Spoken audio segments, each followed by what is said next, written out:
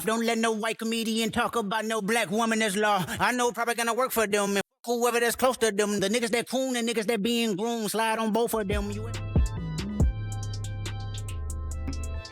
One of the other lines on there was Andrew Schulz line. Well, people are assuming it's an Andrew Schulz line. He doesn't say Andrew Schultz's name, but he's like, no white comedian should make jokes about black women. That's law.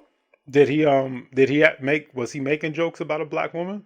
So actually, I'm gonna pull up some videos for you. But it was one thing about Andrew Schulz, whether you know him or not, and I've noticed this with comedians, is like, especially when they have a podcast, is you can paint a narrative of them by just taking a clip of their podcast, because it's kind of like what's the best way to explain it? Kind of like when you got your crew at school, right? And you got inside jokes with your crew, but then people from the outside might be like, "Whoa, what you like? That's offensive," or da da da da da. But you like, well, in the crew, we talk like this. Like we, they know what I mean. They know my true intentions. So you can, especially with comedian podcasts, I feel like take stuff out of context and just be like, this person's racist. This person's anti-Semitic. This person's this or that. So it was a situation a while back where Andrew Schulz had these two guys on the show from the UK. The names of Shits and Gigs. And they basically were doing like a US tour run where they were doing a bunch of podcasts in the US. So I didn't know. I never heard of these guys before they were on this podcast, but that's not to say nothing about their popularity. They are popular. I believe it's two brothers, young, maybe a little bit younger than us, or if not the same age. Mm-hmm.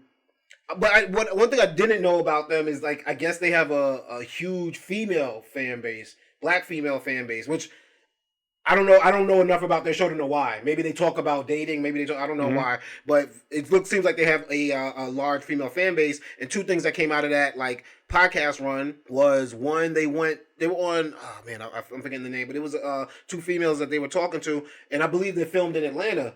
And they were basically asking about, like, oh, what do you guys think about the ladies out here in Atlanta? In Atlanta, I've seen the least baddies so far. Oh, yeah. Thank God we ain't from here. I'm a Texas girl. You ain't offending me none. You see, they ain't say Houston. We've still got a couple days. Maybe we'll find out. But yeah. I've seen like 2 or 3. Hey, but what is y'all's type, though? Bad is the type. Facts. So what makes a girl bad? It varies, though. It matters how you own it. There can be a skinny girl who wears the fuck out of being a skinny girl. Mm-hmm. And then you've got a thick thing who just owns the shit out of being a thick thing. It's bad is bad is bad. That's a PR answer. A PR answer? They're all beautiful if you have... Man, I'm not saying everyone's beautiful. I just told you Atlanta's clap. I never said everyone's beautiful. I just said I'm not seeing anybody's here. You know what's funny about Atlanta, though? Atlanta has a lot of transplants. So a lot of the people that live here, like, you rarely run into people when you're out and stuff that are from Atlanta. Mm-hmm. Like, the real Atlanta people, they be in the trenches, like off of Cascade. We about to get jumped next time we go out. Off of Cleveland Ave, that's where they be. What? We live here, man. I don't go to Cleveland Ave. I'm not getting jumped. And then people took that like, whoa, you went to like the black capital of the world, and you kind of like, it was mad. so that clip came out, right? And then in the same podcast run, he stopped on Andrew Schultz's Flagrant podcast.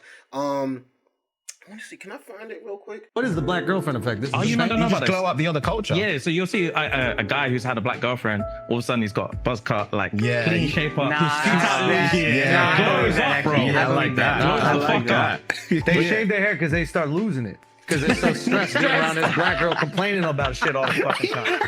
That's why they gotta shave their hair. Nah, bro. White guys with black girlfriends, they grow a beard because there's more cushion when they get slapped the fuck out of. That's hilarious. I think the black girlfriend effect. It might be a protective instinct, bro. You think? Protective. Yeah. Do you guys have you ever had black girlfriends? Yeah. Have you ever had white girls? Yeah. Oh, wow. Okay. What's your favorite?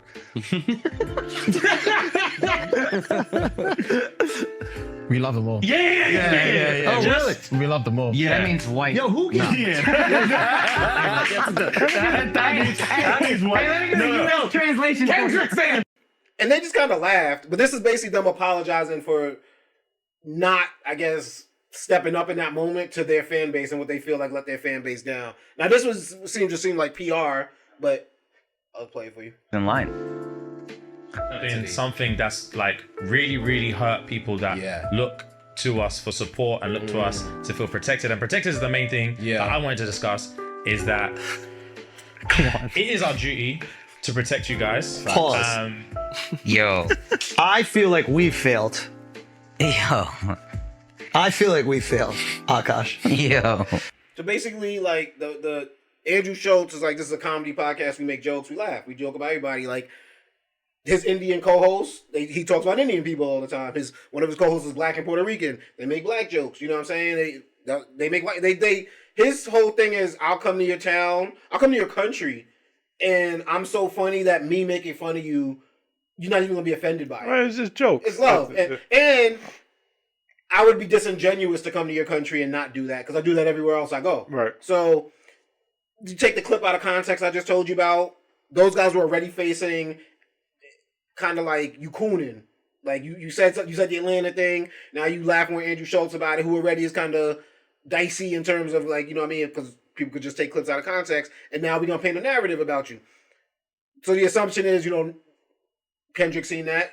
He's like, don't let no white comedian make jokes about black women. That's law. You know what I mean? And then I think the next line says something about the black people who be next to him, like Charlemagne. Oh, he has a black co-host on his other podcast and things like that. But to me, it was a light line. It wasn't that serious. It wasn't anything to be taken. It wasn't like, yo, go attack Andrew Schulz. It was like, this is something people talking about in the news. This is something that they talking about. But then Andrew Schulz, I don't know if you've seen his response, but I'll see. I think I have it on here. Here's the thing. This is the thing that is kind of funny about it. Is like, first of all, Kendrick's people and the gang affiliate, everybody, his security, they will kill me. They will destroy me. They'll find me in the street. They'll fucking cut me up. They'll shoot me. They'll do whatever. I'm not a tough guy. Y'all do. But just Kendrick, I would make love to him. There's nothing he could do about it. Just Kendrick Lamar, I would make love to him, and the only thing that he could do is decide if it's consensual or not. That's the only thing he could do. If it's me and Kendrick, this is about physics. It's about physics. I don't even know if I'll get hard. But if we're in a cell, there's a chance that if we're in a cell and we're bored and we done tattooing each other, whatever you do in the cell, and we ran out of board games and we did all the other things, we cleaned everything, and I'm like, man, I might as well fuck you. There's nothing he could physically do to stop that besides put his legs in the air and choose a position. Maybe I'll let him choose a position. Why are you pulling this picture up, Mark? Why are you doing this?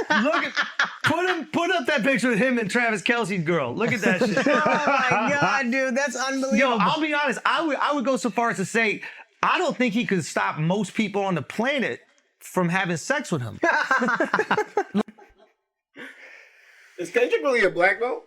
Is he what? Is he really a black belt? Like, I know they call him Kung Fu Kenny. Oh, he really do martial arts? And I don't know if that's real or not. Right? Yeah, I didn't think so. But yeah, basically joking around. Like, I mean, as a comedian, that's what you're supposed to respond. Like, what are you gonna do? Fight him? Right. Yeah, you respond with jokes. But a lot of people were like, that's a weird way to respond. Trying to make more out of it. I think it really comes down to a comedian's gonna make the jokes a comedian can make. Like, how could you?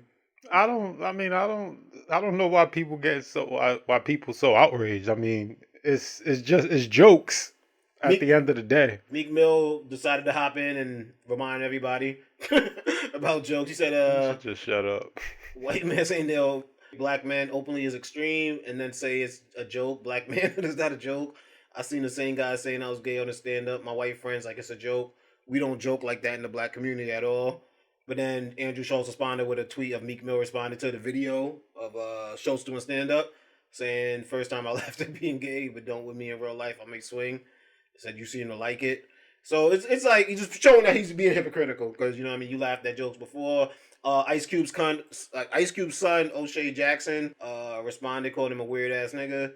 And then Andrew Schulz responded, Google No Vaseline by Ice Cube, which is the same kind of rhetoric one way or another. I just think, first of all, he's going to have response. He's a comedian. That's what they do. So that's probably not the best route to go with. But also, it's like you're getting it out of context. If you're just seeing that clip, you'd be like, what is this about? Why is he saying that? If you just getting the shits and gigs clip, you're going to be like, oh, is this what they talk about all the time? And I feel like that's just an unfair thing to do with anybody. I'd be unfair if you was a rapper and I just took your just a lyric that you thought was funny, and now I'm like, oh, I'm gonna make a judgment call about you like that.